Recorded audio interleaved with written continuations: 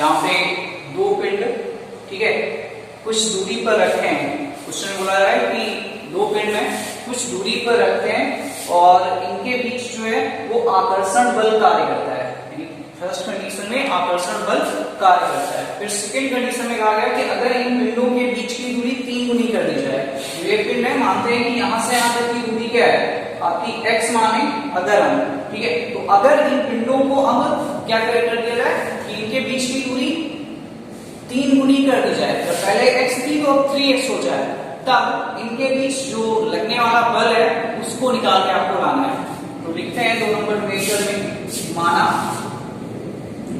पिंड की प्रारंभ में दूरी x है, ठीक है, मानते हैं प्रारंभ में पिंड की दूरी x है, x व, ठीक है, x व बल F1 बराबर F लग रहा है, ठीक है, F कार्य करता है, ठीक है, तथा दूरी 3 गुनी कर दी जाए, यानी x2 की अगर बात करें, x2 बराबर तो ये आएगा 3x, ठीक है, मानते हैं कि दूरी x1 बराबर x थी और अब ये 3x हो गया, ठीक है, तब 3x करने पर बल F2 कार्य करता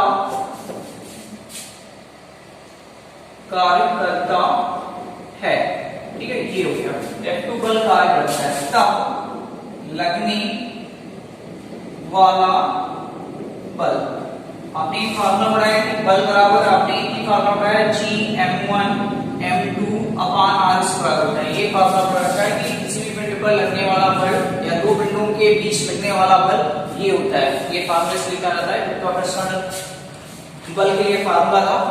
अब अतः इसको मैं लिखना चाहे तो लिख सकते हैं F1 अपान F2, ठीक है, F1 अपान F2, उसके बाद देखिए यहाँ पे Gm1 m2 अपान r स्क्वायर या Gmm अपान r स्क्वायर ऐसे लिख सकते हैं इसको। तो m से m कैंसिल हो जाएगा कि F1 अगर अपान F2 करेंगे तो फिर वो कैंसिल होगा, तो यहाँ पे आएगा r2 square upon r1 square, ठीक है।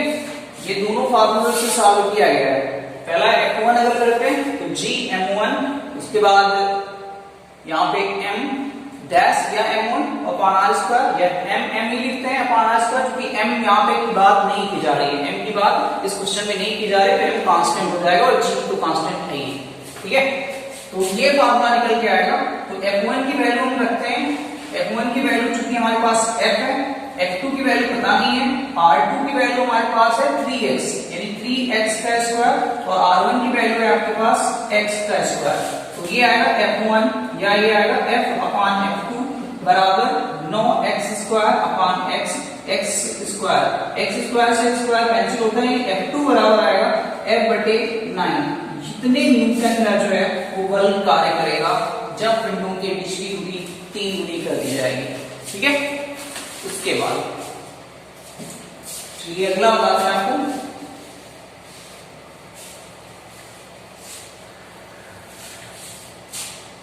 अगला मेजर नंबर है 3 नंबर बताते हैं। क्वेश्चन ये कह रहा है कि पृथ्वी का जो द्रव्यमान है वो किसी दूसरे ग्रह या कह सकते हो किसी दूसरा जो ग्रह है उसका द्रव्यमान जो है पृथ्वी के द्रव्यमान का 3 गुना है, पृथ्वी के द्रव्यमान का 3 गुना, तथा उसकी जो त्रिज्या है वो पृथ्वी की अपेक्षा 3 गुनी है या उसका व्यास 3 गुना है, और पृथ्वी का जो वृत्तीय त्वरण है वो 9.8 मीटर पर सेकेंड स्क्वायर है, और आपको उस ग्रह का वृत्तीय त्वरण है उसकी वैल्यूएशन निकाल के लानी है। ये क्वेश्चन कहता है।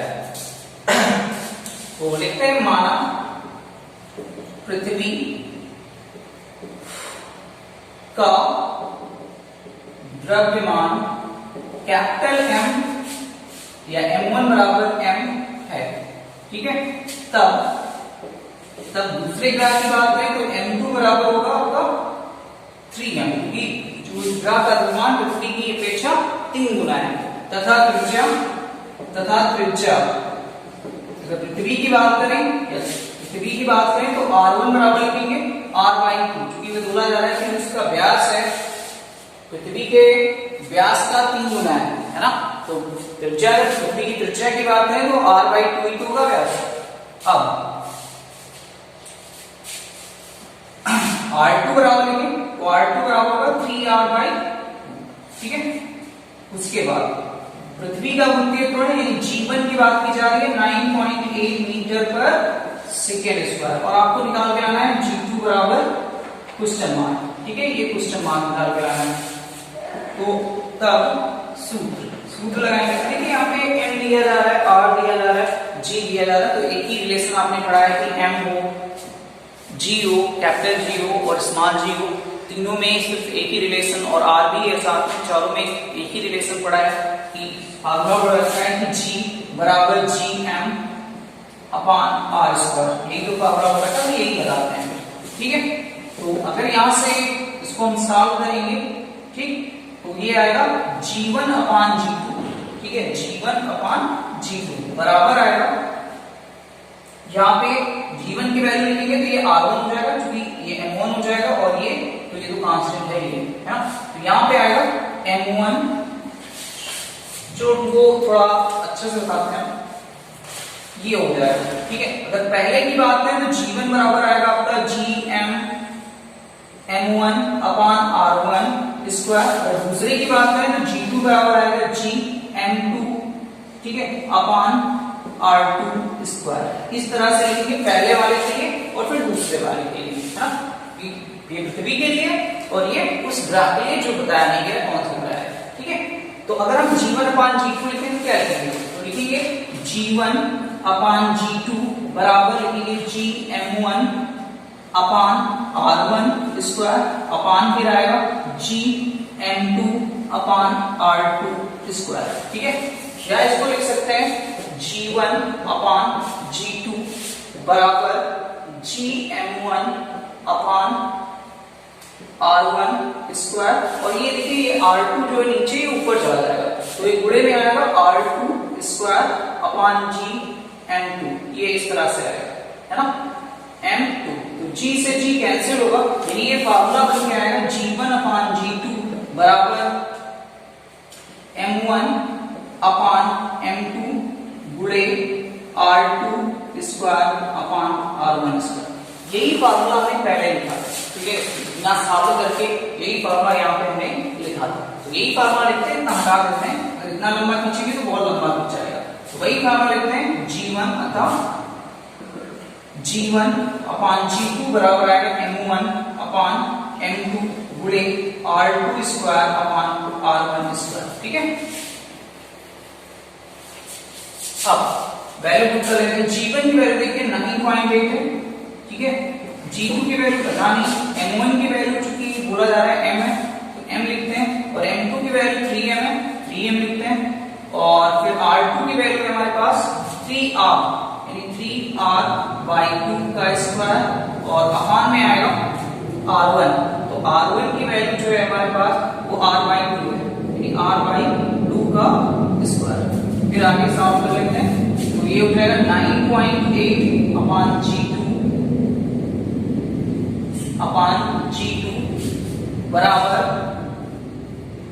यहां पर देखिए m से m कैंसिल होता है, 1/3 आएगा, और गुणे इसका वर्ग करते हैं, 3 3 का 9 r स्क्वायर और बटे 4, और बटे ये आएगा r स्क्वायर और बटे 4। देखिए r स्क्वायर से r स्क्वायर कैंसिल होता है, 4 से 4 कैंसिल होता है, यानी 9.8 अपॉन g2, ये है g2, ठीक है, बराबर है 1/3 गुणे 9, 3 3 का 9 आएगा, यानी g2 बराबर आपका आएगा 9.8 और बटे 3, ठीक है।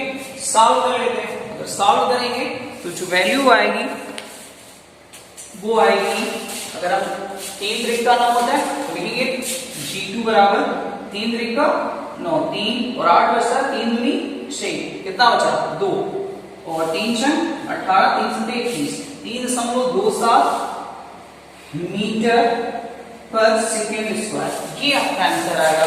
अगर अगर आप न्यूक्लियर त्वरण की बात करते हैं तब। ठीक है, तो इस तरह से न्यूमेरिकल जो है वो सॉल्व होता है।